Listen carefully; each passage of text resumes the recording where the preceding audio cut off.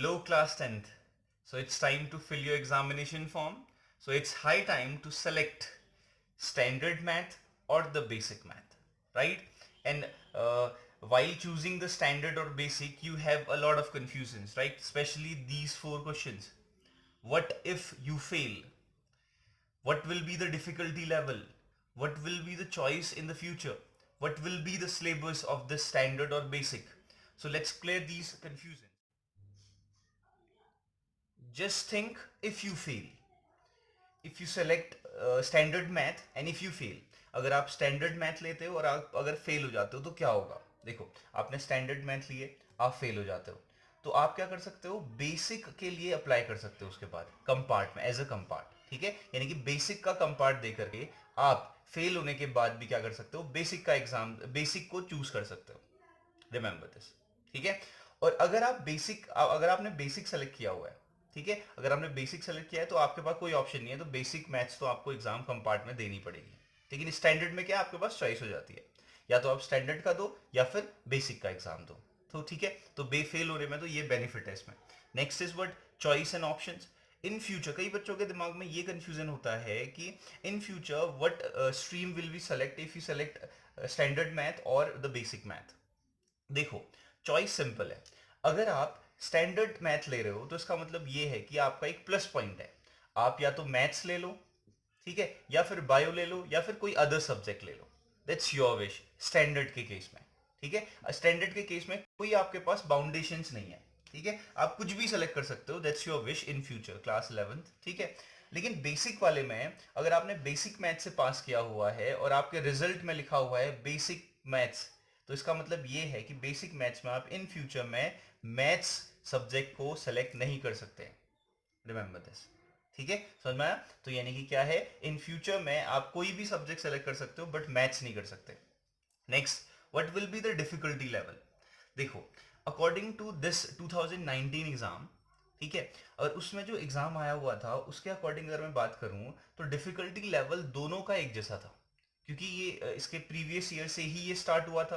तो इसका मतलब ये कि अब सीबीएसई वालों ने क्या किया वो नहीं मालूम है, बट इतना मालूम है मुझे कि स्टैंडर्ड और बेसिक दोनों का एग्जामिनेशन जो था, एग्जाम पेपर जो था, वो क्या था? बिल्कुल एक जैसा था, ठीक है? और इवन कई बच्चे तो ये कह रहे थे कि बेसिक वाला टफ था इन कंपेयर टू स्टैंडर्ड वन, ठीक? तो इसलिए जो है, अब ये ऐसा तो है नहीं, ठीक है? जो ये लेवल सेलेक्ट किए हुए सीबीएसई ने सेलेक्ट किया हुआ है, इस बार इनिशियल था इसलिए शायद उन्होंने क्या किया होगा, थोड़ा लूज किया होगा।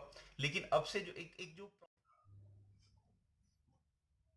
ठीक है, लेकिन according to the CBSE the level of the standard will be high in compare to the basic. Remember this, ठीक है?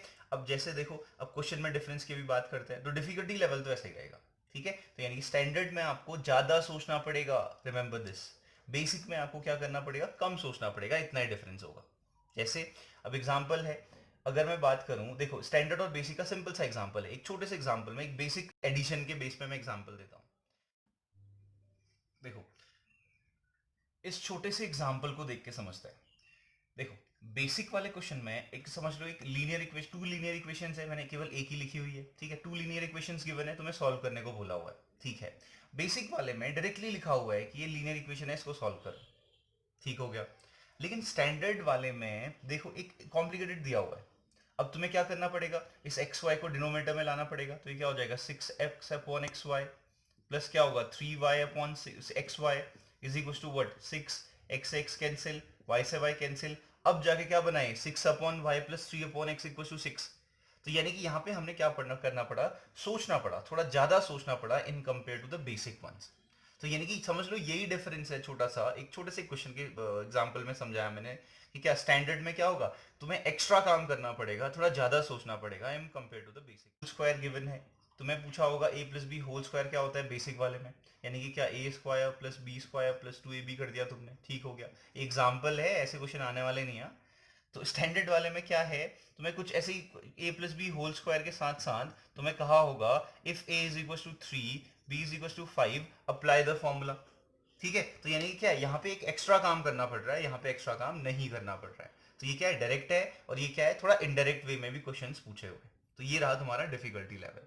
अब बात करते हैं सिलेबस की, तो सिलेबस के लिए मैं तुम्हारे लिए अलग वीडियो बना दूंगा, ठीक है, तो अगर किसी को चाहिए होगा then you can ask me that sir tell us about the syllabus, तो उसके बाद मैं तुम्हें सिलेबस के बारे में बता दूंगा। बस इतना ध्यान रखो, इस सिलेबस में क्या होंगे, टोटल 40 क्वेश्चंस होने वाले हैं, जिसमें से 20 जो होंगे वो क्या होंगे, ऑब्जेक्टिव होंगे। तो ऑब्जेक्टिव का मतलब क्या है, 10 जो होंगे ऑब्जेक्टिव में से 10 जो होंगे वो क्या होंगे, एमसीक्यूज होंगे, और 10 जो होने वाले हैं 1 मार्क्स के क्वेश्चन होने वाले हैं।